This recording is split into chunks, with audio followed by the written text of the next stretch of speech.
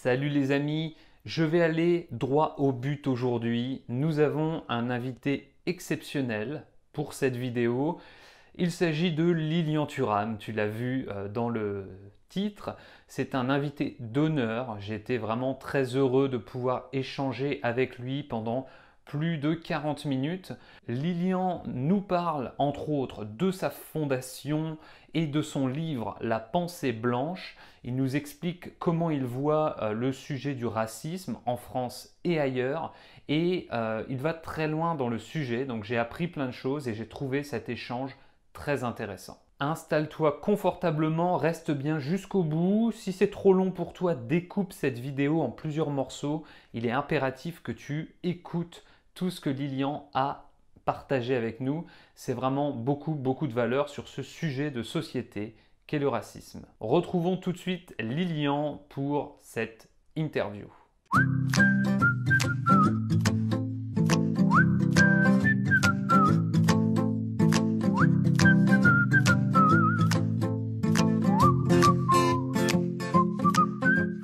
Bonjour les amis, merci de nous rejoindre. J'ai aujourd'hui la chance d'avoir avec nous Lilian Thuram qui va se présenter dans un instant. Je dis juste pour les peut-être 2-3 personnes de l'audience qui ne connaîtraient pas Lilian que c'est un ancien footballeur professionnel qui a joué dans un tas de clubs prestigieux, de mémoire Monaco, Parme, Juventus de Turin, Barcelone. Il a fait une très grande carrière en équipe de France, 142 sélections, champion du monde, etc. Donc c'est impressionnant, ça le rend très populaire en France. Mais ce qui m'intéresse aujourd'hui et ce dont je voudrais parler aujourd'hui, c'est sa reconversion que je trouve tout aussi inspirante puisqu'il a écrit des livres, on va en parler notamment aujourd'hui, et il a créé une fondation contre le racisme. Donc Lilian, bonjour. Bonjour. Merci beaucoup d'être là. Est-ce que tu peux nous parler dans un premier temps déjà de ta fondation? Pourquoi tu l'as créée et ce qu'elle véhicule? Alors, j'ai créé la fondation en 2008, lorsque j'étais joueur de foot à Barcelone. Et l'idée m'est venue après un dîner. C'est-à-dire à Barcelone, il y a le consul de France de l'époque m'avait invité à dîner. Et à côté de moi, il y avait un monsieur d'un certain âge. Et il m'a posé une question en me demandant ce que j'allais faire lorsque je serais plus grand. Mhm. Parce que pour lui, c'était très bien de jouer au foot, mais c'était quelque chose de très enfantin. Donc, après ma carrière, quand je serais devenu un adulte, ben, qu'est-ce que j'allais faire? Mhm. Et donc, je lui ai donné une réponse d'enfant. J'ai dit, écoutez, lorsque je serai grand, je vais changer le monde. Et lui me dit, ah bon, vous allez changer le monde comment? Et moi, je lui dis, écoutez, j'aimerais aller dans les écoles, discuter avec les enfants pour leur dire que le racisme, le sexisme, l'homophobie, ce n'est pas quelque chose de naturel. Ce sont Mhm. des habitudes. Et nous devons questionner nos conditionnements pour changer nos façons de voir les choses et de dire les choses. Et donc, pendant la soirée, on parle longuement, il me pose des questions, je lui raconte un peu l'histoire des Antilles, le code noir, le code de l'indigénat, et j'essaie de lui expliquer certains préjugés. Mhm. Et donc, à la fin de cette soirée, il me dit, voilà, Monsieur Thuram, moi je suis plus vieux que vous, et sachez que le monde, on ne le change pas. Et donc, je lui dis, ben, je vais quand même essayer. Et quelques semaines après, mon téléphone sonne, et c'était ce monsieur qui m'appelait, c'est-à-dire qu'il avait Ok. retrouvé mon numéro de téléphone, et il me dit, dites-moi, vous savez quoi, j'ai bien réfléchi, et vous avez déjà changé une personne. Parce que ce que vous m'avez raconté lors du dîner, effectivement, m'a permis de raisonner différemment. Donc, D'accord. si vous voulez, passez me voir à mon bureau pour qu'on puisse discuter. Et ce monsieur s'appelle Rob Kampmann. Et en fait, c'était un grand directeur d'une agence de publicité. Et donc, c'est lui qui m'a donné l'idée de créer une fondation qui éduquerait autour du racisme. Et il m'a donné cette image très intéressante. Il m'a dit, voilà, ce sera comme une goutte d'huile qui tombe et que petit à petit, ça va s'élargir. Et comme ça, vous allez pouvoir questionner la société civile sur ces questions d'égalité dans nos sociétés. Et donc, voilà D'accord. pourquoi, effectivement, j'ai créé cette fondation en 2008. Aujourd'hui, ce monsieur est le vice-président de la fondation. Et donc, ça fait, oui, depuis 2008 que nous allons dans les écoles, que nous faisons des expositions, des livres, des bandes dessinées, pour donner à comprendre le mécanisme du racisme, du sexisme, de l'homophobie, et pour dire aux gens, faites très attention. Tout cela, c'est une idéologie politique, tout cela, c'est des volontés politiques, mais ce n'est pas quelque chose de naturel. Voilà. D'accord, ok, c'est très intéressant. Tu vois, je me suis renseigné sur la fondation, j'ignorais la façon dont elle a vu le jour et je trouve ça assez intéressant. Alors, Français Authentique et toi, finalement, on a un peu une mission qui est proche, c'est-à-dire d'unifier. Moi, j'essaie de le faire à mon humble niveau via la langue, puisque la langue française, une langue, peut être un moyen d'unifier. Toi, tu essaies plutôt par finalement la pensée, les conférences, les idées et l'écriture. Et tu as sorti en 2020 donc un livre qui s'appelle La pensée blanche. Hein, c'était l'année dernière, me semble-t-il. Oui. Et donc moi, je l'ai lu, je l'ai apprécié. Il y a quelques points qui m'ont un peu challengé et dont j'aimerais parler. Pourquoi, si je devais te demander pourquoi tu l'as écrit, quelle est la raison numéro un de l'écriture de ce livre et quel message principal tu voulais faire passer finalement? Vous savez, c'est toujours la même chose. L'idée, c'est de donner à comprendre pourquoi le racisme existe aujourd'hui. C'est-à-dire qu'il y a beaucoup de personnes qui ne comprennent pas pourquoi il y a du racisme. Il y a beaucoup de personnes qui voudraient passer à autre chose, mais qui ne comprennent pas que le racisme a une histoire et il faut la connaître. C'est-à-dire que nous utilisons des identités liées à la couleur de la peau, c'est-à-dire que certains vont être vus comme noirs, certains comme blancs, certains comme autres, mais nous ne connaissons pas l'histoire de ces identités. Et comme tu disais tout à l'heure, ce qui est très important à comprendre, c'est que le racisme casse des liens.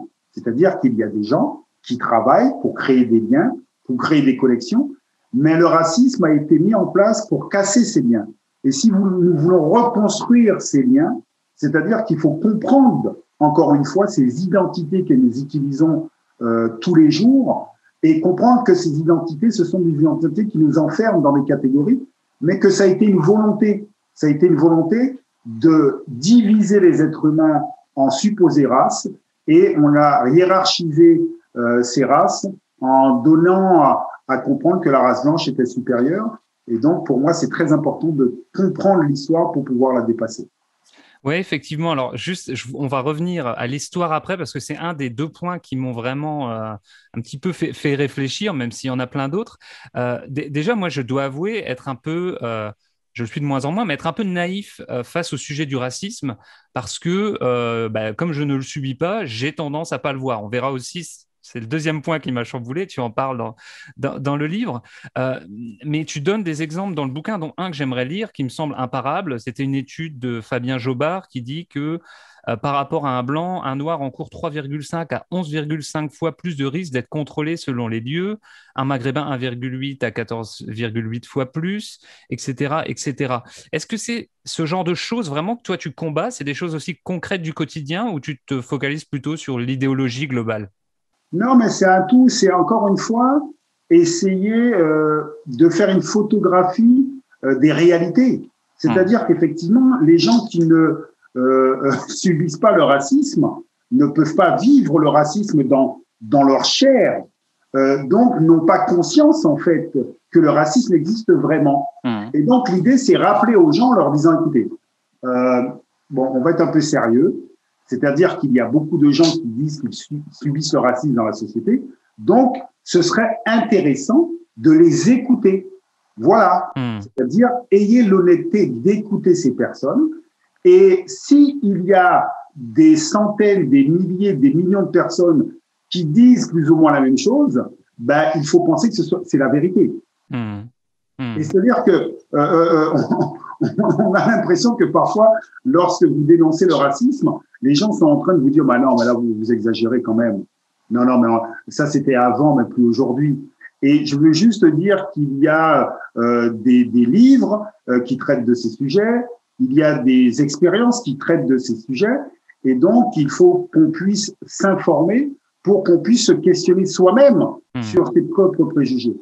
C'est-à-dire que ce que j'essaie de dire, c'est que voilà, tous ces données doivent nous emmener à nous questionner, à savoir qu'est-ce qu'on pense de tout ça et comment nous sommes en face de ces préjugés racistes parce que c'est tout à fait normal d'en avoir. Il y a une des thèses du livre, et tu as commencé à en parler juste avant, qui dit qu'en fait, le racisme, il est culturel, il est lié à l'histoire et surtout à l'éducation. C'est vrai que moi, ça m'a fait penser au programme scolaire d'histoire et je me suis souvenu du fait, par exemple, qu'on étudie énormément la Première Guerre mondiale, la Deuxième Guerre mondiale, mais qu'on n'a pas tendance à parler énormément de la colonisation. On en parle un peu, mais moins. On ne parle pas trop de l'esclavagisme. On en parle un petit peu, mais pas en entrant autant dans les détails que sur d'autres sujets. La conférence de Berlin, dont tu parles dans le bouquin en 1885, ou qui a en fait entraîné le partage de l'Afrique, on n'en parle quasiment pas. Est-ce que c'est ça justement un des leviers qui pourrait faire que le racisme devienne un peu moins répandu dans la société, de jouer sur le levier de l'éducation? Totalement. Pourquoi? Parce que chacun de nous sommes le résultat d'une éducation. Nous sommes le résultat d'histoires racontées. Nous sommes le résultat d'histoires entendues. Et donc, en fait, si on ne vous a pas appris certaines histoires, vous ne pouvez pas réfléchir à travers ces histoires-là. Et donc, l'idée pour moi, c'est changer l'imaginaire collectif. Pour changer l'imaginaire collectif, il y a des histoires qu'il faut connaître. Par exemple, pas plus tard que ce matin, j'avais des amis à la maison et je leur demande est-ce que vous connaissez Christophe Colomb? Elle me dit oui, c'est celui qui a découvert l'Amérique. Je dis ouais, c'est très intéressant. Et d'ailleurs, dans le livre, je raconte aussi. Ouais. Je dis ok, lorsque Christophe Colomb arrive dans les Amériques, vous êtes sur le bateau ou sur la plage? Les gens disent sur le bateau. Je dis ok, d'accord, mais ceux qui sont sur la plage, ils ne disent pas que Christophe Colomb a découvert l'Amérique. Ouais. Là, il y a un silence, il le regarde. Il dit, ouais. Je dis, voilà, en fait, pour changer d'imaginaire, il faut avoir le courage d'écouter et d'entendre la parole de ceux, en fait, qui sont sur la plage et qui disent, non, nous étions là, et l'arrivée de Christophe Colomb n'a pas été quelque chose de positif. Comme certaines personnes peuvent raconter aussi du côté de ceux qui ont été colonisés et raconter la colonisation. Et je pense que beaucoup de personnes ne se rendent pas compte qu'effectivement, très souvent, l'histoire que nous entendons en règle générale, c'est du côté des personnes dites blanches, en fait. Et donc, en fait, parfois, on ne se rend pas compte, mais que l'histoire est biaisée.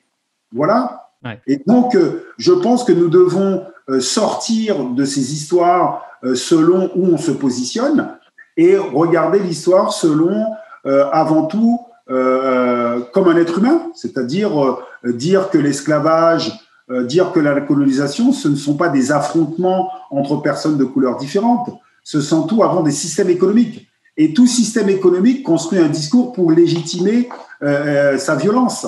Pour moi, c'est très important de raconter l'histoire, parce que très souvent, on raconte l'histoire d'un seul point de vue.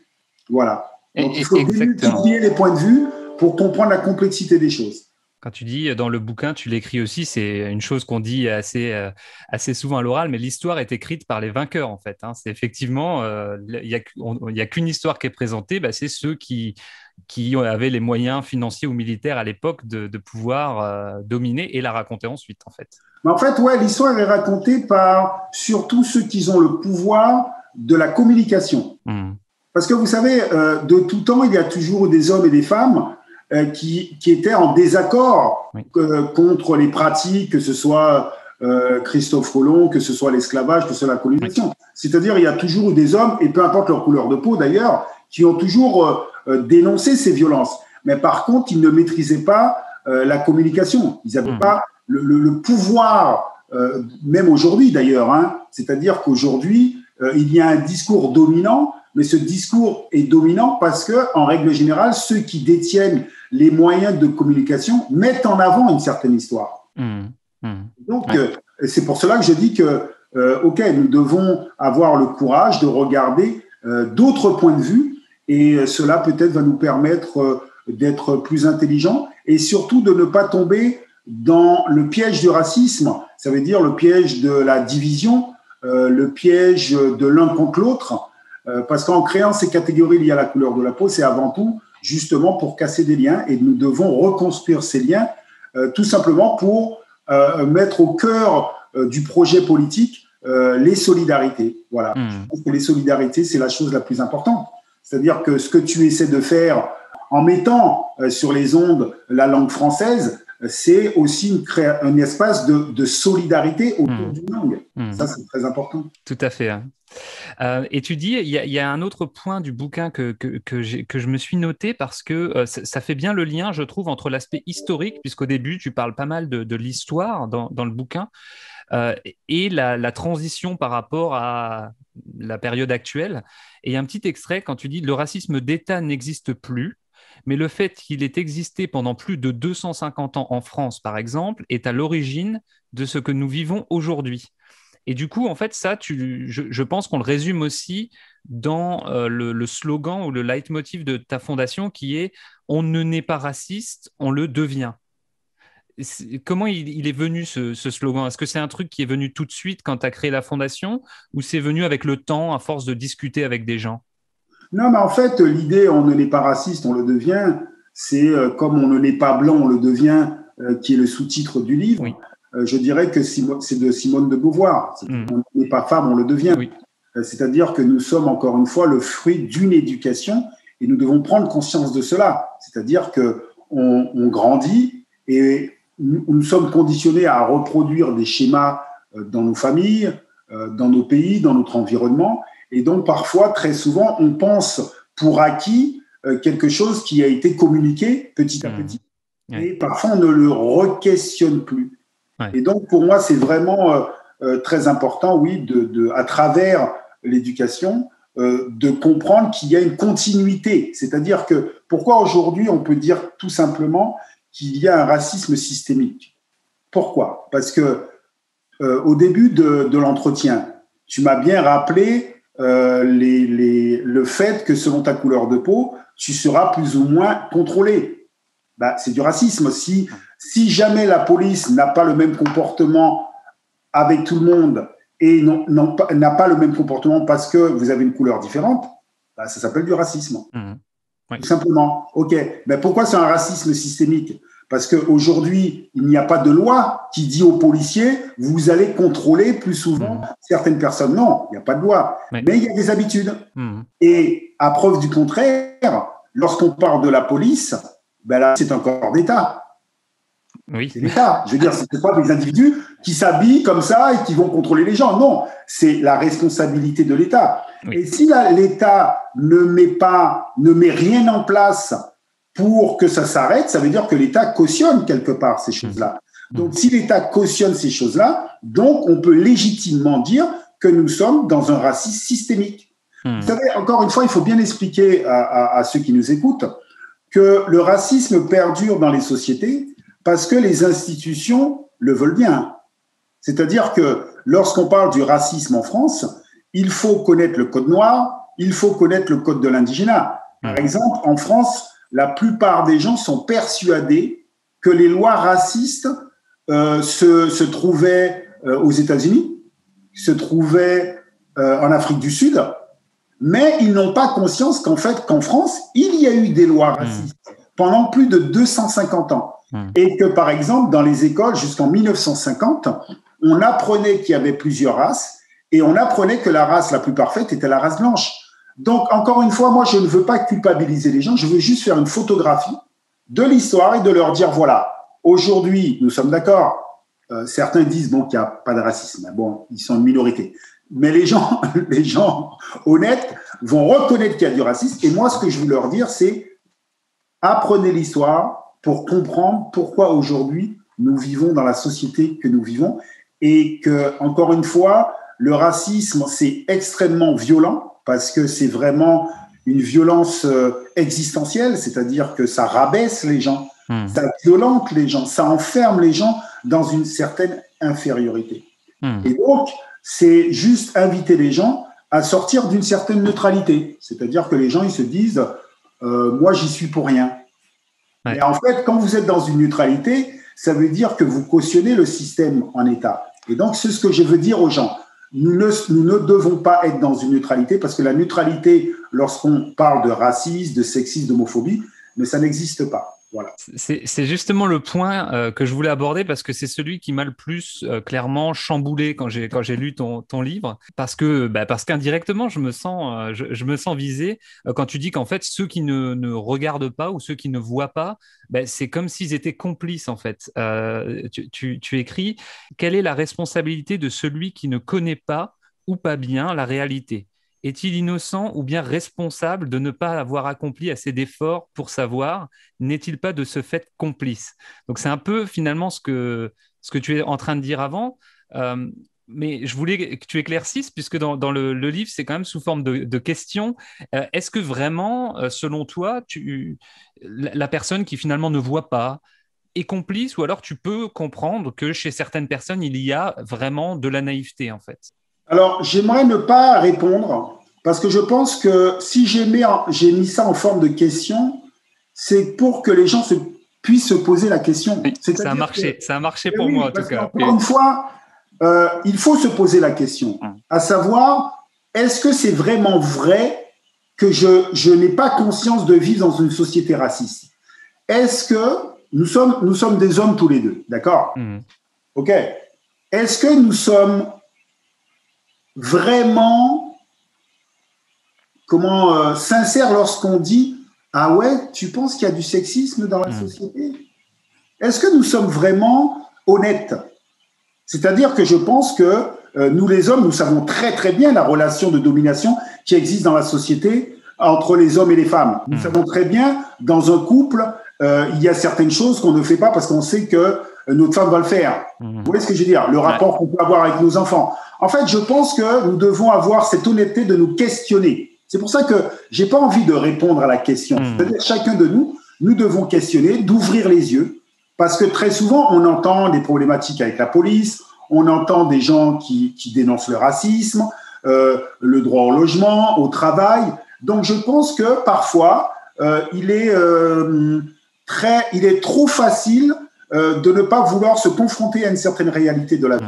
Parce que ça veut dire que vous êtes obligé de vous questionner sur vous-même et peut-être de vous remettre en question et peut-être arriver à un point où dire peut-être que je fais partie du problème. Voilà, parce qu'encore une fois, c'est trop facile de penser que ce sont les personnes discriminées qui peuvent trouver la solution seules et eux seuls doivent réfléchir au racisme.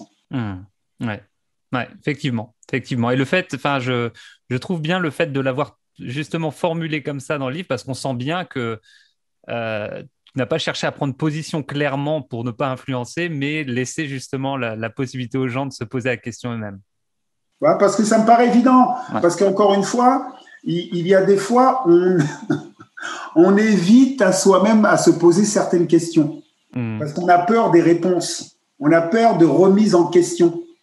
Et donc, on se dit, bon, il est préférable que je ne me pose pas certaines questions. Oui, c'est plus facile. Ouais. C'est plus facile.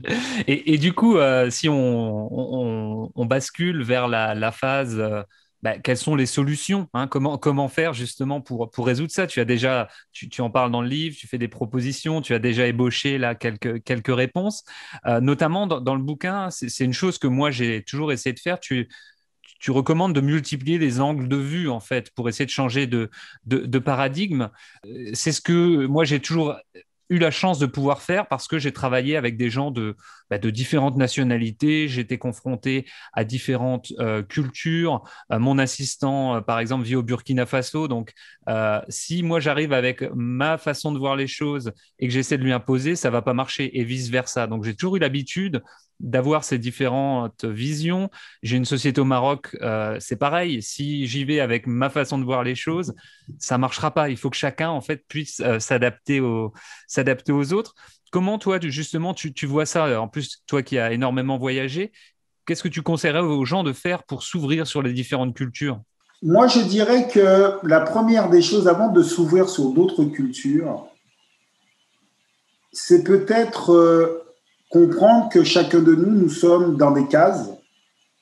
Ça, c'est important, parce que partir de soi, c'est-à-dire je suis un homme, je suis une femme, je suis français, je suis chrétien, je suis juif, je suis musulman. En fait, nous sommes très souvent éduqués et on ne se rend peut-être pas compte, mais nous sommes dans des cases. Donc, ça veut dire prendre conscience qu'en fait, vous parlez toujours d'un endroit.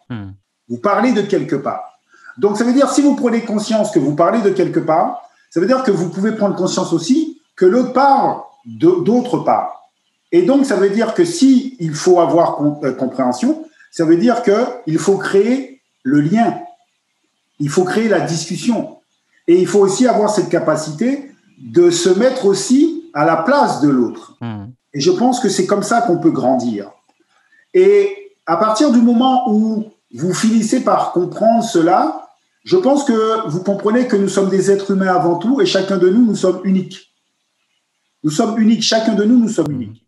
Et donc, il faut essayer de se dire, mais en fait, qu'est-ce qui fait qu'en fait, que parfois, on ne s'entend pas? Pourquoi parfois on nous renvoie à nos catégories? Pourquoi parfois on reforme des catégories? Et donc, s'intéresser à ça, c'est s'intéresser aussi au discours politique. Parce qu'encore une fois, c'est le discours politique qui, en fait, est au-dessus de tout, c'est-à-dire qui donne la direction du vivre ensemble ou du non-vivre ensemble. Et à partir du moment où vous comprenez que parfois on va s'amuser à envoyer des catégories l'une contre l'autre, ça veut dire que vous n'allez pas tomber dans le piège. Et ne pas tomber dans le piège, c'est avant tout aller vers la solidarité. Mais pour cela, il faut se dire, nous sommes des êtres humains avant tout, ok? Quand vous nous parlez des couleurs de peau différentes, de religions différentes, en fait, c'est pas ça le plus important. En fait, ok, comment on va redistribuer les richesses, comment on va avancer ensemble, comment chacun de nous a été légitime dans ce pays-là. Et lorsque vous commencez à vous intéresser à ça, et vous allez voir que le discours politique est très souvent lié au discours économique. C'est-à-dire qu'en fait, le discours politique depuis des siècles légitime la violence économique du monde. Et ça, c'est ça que je voulais qu'on retienne du livre. C'est-à-dire que ce soit l'esclavage, la colonisation, ce que nous vivons aujourd'hui, en fait, l'idéologie politique violente les individus, ne respecte pas les liens, casse les liens. Mais pour prospérer, cette idéologie politique doit créer l'un contre l'autre. Les Noirs contre les Blancs, les musulmans contre. Enfin, on est l'un contre l'autre. Et donc, ça veut dire qu'en fait, on ne pense plus à la solidarité. Parce que vous n'avez plus le temps, en fait. Vous devez essayer, dans la lutte, d'accord, de survivre. Et c'est le piège. Le piège, et l'idée du livre, c'est de dire aux gens, OK, nous sommes dans un système économique depuis des siècles qui violente les gens, qui violente la nature. Est-ce que nous pouvons nous arrêter 5 minutes et remettre au centre de tout l'être humain? Parce que sinon, on va finir par croire que c'est juste qu'il y ait des pauvres, c'est juste qu'il y ait des millions d'êtres humains enfermés dans des camps de réfugiés, ce sont des prisons à ciel ouvert, parce que j'ai eu l'opportunité d'aller voir ces camps. C'est juste horrible, en fait. C'est-à-dire que dans 50 ans, dans 60 ans, il y a des gens qui vont questionner notre génération en disant « Mais comment ils ont pu laisser faire ça ?» Parce qu'on se demande comment on a pu laisser l'esclavage, comment on a pu laisser faire la colonisation. Mais nous aussi, on va nous questionner. Bien sûr. C'est-à-dire qu'il y a des milliers de personnes qui meurent chaque année dans la Méditerranée, on va nous questionner aussi. Il y a des migrants qui sont maltraités, il y a des guerres pour des intérêts économiques, donc on va nous questionner. Et donc, moi, je pense qu'à un moment donné, oui, il faut remettre en question le système économique dans lequel nous vivons pour dire que non, la solidarité, c'est pas un gros mot. Vous voyez ce que je veux dire? Ouais. Du coup, la solution, toi, tu la penses plutôt au niveau de l'individu, en fait. Tu ne crois pas qu'elle arrivera d'un point de vue politique parce que, justement, il y a trop d'intérêts qui sont en jeu. Oui, mais en fait, ça se rejoint.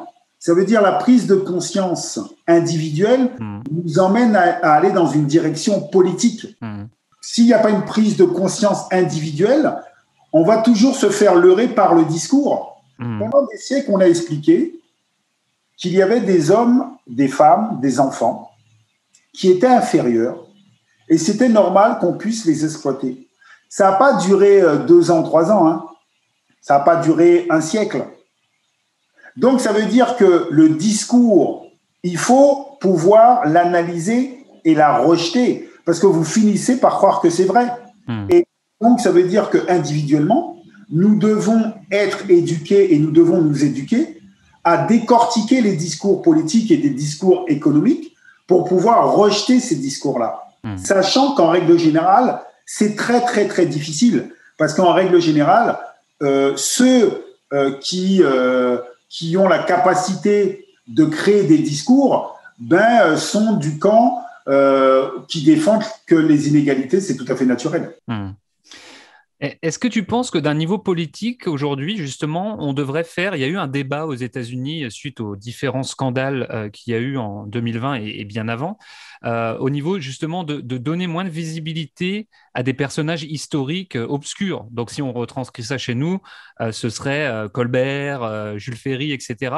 Est-ce que tu penses qu'on devrait, par exemple, dire, ben voilà, ces personnages-là, historiques, qu'aujourd'hui on a tendance encore à présenter de façon positive, on devrait dire ce qu'ils ont fait et on devrait, par exemple, refuser qu'il y ait une statue de Colbert sur une place donnée, on devrait la mettre dans un musée et donner justement, retourner ce dont on parlait tout à l'heure, l'enseignement historique sur le sujet. Est-ce que toi, tu es pour faire ça ou alors tu dis c'est plutôt symbolique et on devrait s'attaquer à d'autres sujets? Écoute, encore une fois, ça dit beaucoup d'un pays, le fait d'honorer des hommes qui ont massacré des femmes, des enfants et d'autres hommes. Donc ça veut dire que qu'est-ce qu'on veut raconter dans l'espace public? Si par exemple, moi j'arrive en tant que Français, noir, antillais, si je dis, mais vous savez, ces personnages-là ont violenté mes ancêtres et je trouve que c'est pas juste que ces personnes se trouvent honorées dans l'espace public. Soit vous me dites, ah tiens, c'est vrai, j'avais pas pensé, parce que ça fait très longtemps qu'ils sont là, c'est vrai que ça n'a pas de sens. Ou bien vous pouvez me dire, mais monsieur Thuram, dites-moi, pourquoi on devrait les changer en fait? Donc vous êtes en train de me dire, mais toi, t'es qui en fait pour nous demander de changer les choses? Mais je peux vous répondre qui je suis. Je suis un Français. Mais peut-être que vous, si vous voulez les laisser, peut-être que vous ne me considérez pas légitimement comme Français.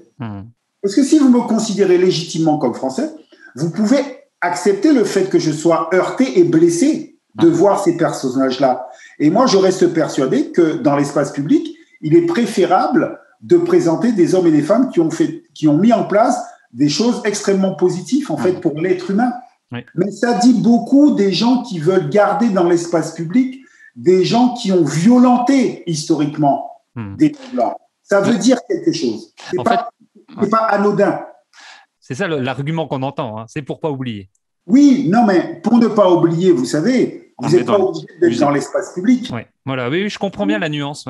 Ne pas dire exactement qui sont ces personnages. Que ces personnages soient dans des musées, moi je trouve que effectivement c'est très important. Ne pas oublier, c'est très très important. C'est très important de ne pas oublier justement. Moi je pense qu'effectivement, les premières personnes à ne pas vouloir oublier ces histoires, ce sont ceux qui ont été victimes de cette histoire. Ne vous inquiétez pas. Les victimes, en règle générale, n'oublient pas. N'oublient pas. Mais moi, ce que je me demande, c'est pourquoi certaines personnes veulent absolument honorer ces personnages. Et moi, je pense qu'ils veulent honorer ces personnages parce que dans leur façon de penser, il y a des personnes qui ne sont pas en capacité, il y a des personnes qui ne sont pas en droit de demander qu'on puisse donner la direction, changer la direction. Parce qu'en fait, vous savez quoi? Vous devez être content d'être là et c'est déjà bien. Restez à votre place. Ça, c'est très facile, hein. Je peux vraiment comprendre le mécanisme. Par exemple, il y a très souvent, il y a des gens, lorsque je prends la parole, il y a toujours des gens qui vont dire, mais il n'est pas content de quoi, lui, en fait?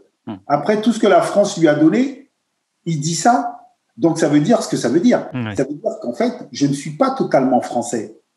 Parce que la France m'a donné quelque chose et je devrais la remercier. Et c'est ça qui est très intéressant dans cette hiérarchie du passé et du présent. C'est-à-dire qu'il y a des personnes qui, naturellement, devraient toujours remercier d'autres d'exister. Parce que eux, ils sont persuadés que si je n'avais pas été là supérieur, mais tu ne serais pas devenu ce que tu es devenu. Donc, tu devrais me remercier. Et donc, c'est pour cela que moi, ça me dérange que dans l'espace public aux Antilles, il y a un personnage comme Schellcher. Parce que Schellcher, c'est exactement ce que ça raconte. C'est-à-dire, vous devez me remercier parce que j'ai aboli l'esclavage. Non, non, non, je vais vous expliquer. L'esclavage a été aboli parce qu'il y a eu des révoltes d'esclaves. D'accord ? Les institutions changent parce que les gens se révoltent. Oui. Il y a eu des droits de grève, pas parce que les patrons ont décidé de donner les droits de grève, pas parce que l'État a décidé de donner les droits de grève. Non, c'est parce que les ouvriers se sont révoltés. Et donc, je pense qu'il faut faire très attention, effectivement, à ne pas oublier que ce sont les révoltes des personnes opprimées qui changent la société. Et c'est pour cela qu'à mon avis, il faudrait enseigner l'histoire des luttes pour l'égalité à l'école. C'est-à-dire montrer aux enfants très rapidement le pouvoir qu'ils ont sur le devenir d'une société. Et c'est ce que tu disais tout à l'heure quand je te demandais quelle était la solution finalement, et où tu dis en fait que c'est la masse qui peut influencer le politique pour changer les choses. Pour que la masse puisse influencer les politiques, il faut qu'elle sache. Prise de conscience. Ouais. Voilà. Et du coup, pour boucler la boucle, c'est pour ça qu'il y a ce genre d'ouvrage et ta fondation. Non, mais finalement, il y a toute une logique dans notre échange. Tu disais en début d'entretien, tu nous racontais un peu la façon dont tu as créé la fondation. Et tu nous disais que finalement, tu étais optimiste puisque tu as convaincu quelqu'un qu'on pouvait changer le monde. Est-ce qu'aujourd'hui, tu es encore, après donc 12 ou 13 ans maintenant de combat, est-ce que tu es encore optimiste? Alors, j'imagine déjà la réponse, mais je veux quand même te poser la question. Est-ce que tu es encore optimiste pour l'avenir, justement, et pour le fait que le racisme, un jour, cessera en France et ailleurs? Alors, moi, je suis très optimiste. Pourquoi ? Parce qu'en fait, chaque génération remet en question certaines hiérarchies, certaines formes de pensée. Et ce qui se passe aujourd'hui, c'est-à-dire que beaucoup de personnes sont persuadées que Black Lives Matter, c'est quelque chose de nouveau, mais il n'y a rien de nouveau. Ça veut dire ça fait des siècles que les personnes opprimées, dont les personnes noires, en fait, revendiquent l'égalité. Ce qui change aujourd'hui, je pense que pendant très longtemps, les personnes discriminées, comme on parle des personnes noires, je vais donner l'exemple des personnes noires aux États-Unis ou en France, en fait, acceptaient de se maquiller, acceptaient de se déguiser en ce que les personnes blanches voulaient et acceptaient. Et aujourd'hui, effectivement, il y a toute une génération qui refuse le déguisement. Donc, ils disent, moi, je n'ai pas à me déguiser pour te plaire. Et effectivement, certaines personnes sont déstabilisées parce qu'ils n'ont pas l'habitude. C'est-à-dire que lorsqu'on parle, par exemple, d'assimilation, ça veut dire quelque chose, assimilation. Ça veut dire, je suis au-dessus de toi et tu dois tout faire pour me ressembler. Parce qu'on n'a pas conscience de ça. Ça veut dire que tu dois t'assimiler, donc ça veut dire que ce que tu es, ça ne m'intéresse pas. Par contre, tu dois devenir ce que je suis. Et aujourd'hui, il y a toute une génération qui disent, écoutez, non, moi je suis qui je suis et je n'ai pas à vous ressembler, que ça vous plaise ou pas. Et c'est ça l'égalité, en fait. Et pendant des siècles aussi, pour qu'une femme puisse réussir, il fallait qu'elle se déguise en homme. Vous voyez ce que je veux dire ? Et donc, non, aujourd'hui, les femmes vous disent que non, en fait, je suis une femme, je suis fier d'être une femme et je n'ai pas à me déguiser en homme pour réussir. Ça n'a pas de sens. Et donc, je pense qu'il y a vraiment un mouvement qui est très positif. Bon, bien évidemment, lorsqu'il y a une demande d'égalité, ceux qui ne défendent pas l'égalité, se contractent, deviennent plus violents, se défendent. Parce qu'encore une fois, il ne faut pas être naïf. Il y a des personnes qui ont peur et qui ont été éduquées depuis des siècles à penser que il y a une guerre D'accord? Parce qu'il y a des gens qui pensent qu'il y a une guerre des races. Donc, ça veut dire que certains se disent, mais si nous, on n'est plus en haut, eh ben, ce sera eux. Et quand ce seront eux, mais qu'est-ce qui va se passer? Et en fait, ce qui est très intéressant, tous ces discours, que ce soit à la fin de l'esclavage, il y avait des gens qui disaient non, non, il ne faut pas leur donner la liberté parce que quand ils auront leur liberté, on sera en danger. Et il y a des hommes qui disaient il ne faut pas donner plus d'égalité aux femmes parce que si on donne plus d'égalité aux femmes, on sera en danger. En fait, il y a toujours, à chaque génération, des gens qui se sentent en danger et qui ne veulent pas l'égalité. La preuve du contraire, à chaque fois qu'il y a eu plus d'égalité, ben, la société a été meilleure. La société a été meilleure. Et donc, nous devons continuer à exiger plus d'égalité, à exiger, sachant encore une fois qu'il y a des personnes qui vont tout faire pour qu'il n'y ait pas d'égalité. Parce que, encore une fois, les inégalités sont légitimées par le discours économique. Ça veut dire que si on va jusqu'à la fin du raisonnement, si vous demandez plus d'égalité, vous finissez par arriver dans des sociétés où il y aura plus de politiques de solidarité.